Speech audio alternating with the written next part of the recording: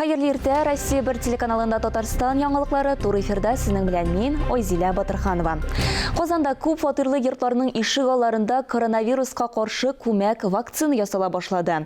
16-нчы клиник хастаханә поликлиникасының мобиль пункты бу көннәрдә декабристлар урамында яшәүчеләргә хезмәт күрсәтә. Табиб коронавирустан прививка ясатырга теләүчеләрнең башта сәламәтлеген тикшерә, кан басымын, тән температурасын үлчи. Табиблар сүзләренчә, мондый шартларда прививка ясату халыкка да, табибларга да уңайлы, иң мөһиме сыйфатка зыян килми. Барлык кагыйдәләр үтәлә, вакцина махсус контейнерда тиешле температурада саклана. Татарстанда умартачылыкны саклау максатыннан республиканың һәр районында умартачылар һәм авыл хуҗалыгы җитештерүчеләре өчен WhatsApp'та бердәм төркем эшли. Инде дә булса район чәчүлекләрне махсус препаратлар белән эшкәрткән, кырларны аулаган очракта урынын, вакытын һәм нинди препарат кулланылысын язып, шул бердәм порталга хәбәр җибәргә тиеш. Бал кортлары аулаган очракларны ачыклау максатыннан Татарстанның авыл хуҗалыгы һәм азык-төлек министрлыгы оператив штаб булдырган. Biz şartlar tuzarga tiyиш аларга. Мәгълүмат алу чараларын. Менә районда 200 мартачы бар, 30-ы кергән, 30-ы кергән, 70 битләрен юк. Әмма ләкин авылдан берсе кергән икән, ул кеше башкарга җиткерәләр. Безнең бит менә бүтән чараны кулланырга кирәк бәйгә секәндә мәгълүматны җиткерергә. Республика башкаласында аномаль эссе һава торышы булу сәбәпле Казанның дәүләт автоинспекциясе автомобильләр юлларында йөк машиналары өчен чикләүләр кертелүен искә төшерә. 32 градустан югары температурада йөк машиналарына көндез юлларда йөрү тыелачак.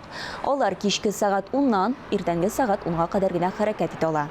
Сезонлы чикләүләр пассажирларны йөртәүче автобусларга, юл төзелеш техникасын, авария тыргызу уздырганда кулланыла торган йөк машиналарына кагылмый. Туган телләр һәм халыклар бердәмлеге елында Кукмара районы авыл җирлекләрендә 4 халык мәдәнияте үзәге ачылды. Тантаналы ачылышта Татарстан Республикасы премьер-министры урынбасары Василий Шейхразиев та катнашты. Тулырак алдагы сюжетта. Күп милләтле Кукмара районы, Киров өлкәсе, Марий-Эл, Удмуртия республикалары чикләре белән ташкан. Бирдә Татарстандагы барлык удмуртларның 30% яши. Авыл хуҗалыгы күрсәткечләре дә яхшы. Халыклар дуслыгы да төп кыйммәтләрнең берсе. Үз халкы иҗатын, һөнәрчелекне, гореф-гадәтләрен марийлар күрсәтә. Бу территориядә күптәннән инде төпләнеп, алар берничә гасыр яши. Туган телләрен, гореф-гадәтләрне һәм әлбәттә инде җырларны кадерләп саклыйлар. Районда 29 милләт вәкиле Урта Азиядан күченеп килүчеләр яши. Быел авыл җирләрендә 4 милли үзәк ачылган. Бүгенге көндә районда мәктәпкәчә белем бирү программаларын гамәлгә ашыручы 54 белем бирү оешмасы эшли. Шул исәптән 31 балалар бакчалары, 23 мәктәпкәчә төркемнәр белән гомуми белем бирү мәктәпләре. Тәрбияләнүчеләр саны 2640, шуларның 2196-сы татар милләтеннән 136 бала, рус милләтеннән 283 удмурт, 21 мари, 4-се башка милләттән. Балачактан ана телен үзләштереп, шушы телдә аралашып үсү бик әһәмиятле. Һәр халык үз телен белергә, аны сакларга тиеш. Моның өчен шартлар тудыру мөһим. Бу хакта эшлекле очрашуда Василий Шейхразиев та белдерде. Наша задача рабочей группы дойти до каждого человека, до каждой национальности и убедиться, что ему жить в Татарстане комфортно. Создаются семьи, рождаются дети, дошкольные учреждения, образовательные учреждения, дальше обучение, трудоустройство, все это присутствует. Мәгариф учреждениеләрендә, сәнгать мәктәпләрендә, авыл мәдәният йортларында, китапханәләрдә быелга планлаштырылган төрле чаралар, конкурслар һәм акцияләр дәвам итә. Башлангыч чыгымнарны, конкрет тәкъдимнәрне Республикада туган телләр һәм халыклар бердәмлеге елын үткәрү буенча оештыру комитеты август ахырында игълан итәчәк. Фанис Мөхәммәтов, Дмитрий Евторов, Арят Каюмов, Татарстан яңалыклары, Кукмара районы. Темабызны дәвам итеп, Әлмәт шәһәрендә дә туган телләр һәм халыклар бердәмлеге елына багышланган мәдәни чаралар уза. Татнефтьнең профсоюз комитеты оештырган концертта төрле телләрдә җырлар яңгырады.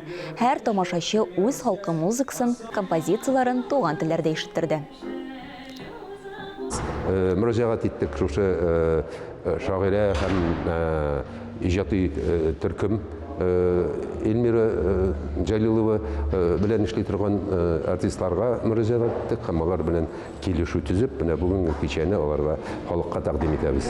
Үзебезнең профсоюз әгъзаларына, Тәтниф һәм Таграс системасында эшләүче профсоюз әгъзаларына тәкъдим итәбез һәм күрсәтәбез. Ул мин уйлыйм, һәрбер шушы залга килгән кешенең йөрәгендә утны кабызып, халыклар теленә мөнәсәбәтен дә үзгәртеп, аның интересен дә кузгалтып җибәрергә йөрәгендә шушы җанына. Татар Федераль Милли Мәдәни Автономиясы Советы рәисе Илдар Гыйльметдинов Россия Халыклары Ассамблеясы иҗтимагый оешмасы якын арада дәүләт статусын алачагын әйтте. Әлеге статус дәүләт тарафыннан тагын да күбрәк ярдәм итү мөмкинлеген бирә. Милләтара мәсьәләләргә системлы рәвештә игътибар итү, федераль үзәктә программалар кабул ителү файдага булачак. Бездә Татар Федераль Милли Мәдәни Автономиясы узган ел 6 миллион артык сум акча алып, шушы күп кенә чаралар уздырдык. Бу чараларга безнең 20дән артык региональ оешмалар тартылды. Аларда булган конкрет чараларга да ярдәм итәргә мөмкинчелек булды. Менә бу дәүләтнең теге ниндидер методик күрсәтмәләр генә түгел, ниндидер сүз белән генә ярдәме түгел, чынлап та алар шушы милли мәдәни автономияларны үзләренең ярдәмчесе итеп тоялар һәм аларга ярдәм итү юлларын эзлиләр дигән фикерне әйтәсем килә. Татарстанда банклар яңадан авыл ипотекасын бирә башлады. 21 яшьтән алып 65 яшькә кадәрге һәркем еллык ставкасы 3% ташламалы кредит алуга гариза бирә ала. Кредит акчалары авылларда беренчел һәм икенчел торак сатып алуга бирелә. Авыл ипотекасын шәхси йорт төзелешенә дә алырга мөмкин. Кредитны җир кишәрлеге булган таунхауста яки 5 катка кадәр күп фатирлы йортта төзелә торган фатир өчен рәсмиләштерергә мөмкин. Кредит суммасы 100 меңнән 3 миллионга кадәр. Башлангыч кертем 10%-тан башлана. Иртәгә Казанда халкыбызның ел буена көтеп алган бәйрәме Сабан туйза. Бәйрәм алдыннан башкала урамнарыннан электән килгән традицияга туры китереп, Сабан туена сөлге, яулык һәм башка төрле бүләкләр җыйдылар. Бүләкләр җыю йоласы Кремль янында башланды. Республика президенты резиденциясе янында Рөстәм Минхановның Сабан туеның нәни батырларына аталган бүләкләрен тапшырдылар. Казанның үзәк урамнарында җыр, музыка яңгырап торды, дәртле биюләр башкарылды. Сөлге җыючыларны көтеп алынган кунаклар итеп, тәмле сый-нигъмәтләр күтәренке кәеф белән каршыладылар. Җыелган барлык бүләкләрне Сабан туе батырларына төрле уеннарда, бәйгеләрдә җиңеп чыгучыларга өләшәчәкләр. Самая главная инициатива. Әйдә Шаярт Шаяннар һәм Тапкырлар клубы сезонны япты. Зәй, Тукай районнары, Мәскәү шәһәреннән килгән иң яхшы командалар чемпион исеме өчен көрәште. Җиңүче дип көрәшүннәр җыелма командасы табылды. Иң мөһиме команда белән бердәм булып эшләргә кирәк. Авырлыклар булды. Без аларны җиңеп чыктык. Без шуның белән горурланабыз, тик алга. Алар теге дисциплина белән алалар. Алар шундый армия сыман командалар. Әлеге сәгатькә шундый яңалыклар иде. Мин Айзилә Батырханова бу атнада сезнең белән сау булашам. Киләсе атнада Татарстан яңалыклары белән сезне минем коллегам Гөлназ Ибраһимова таныштырыр. Хөрмәтле телевизор караучылар, үзегезне һәм якыннарыгызны саклау максатыннан коронавирустан прививка ясатырга онытмагыз. Исән-имин булыгыз.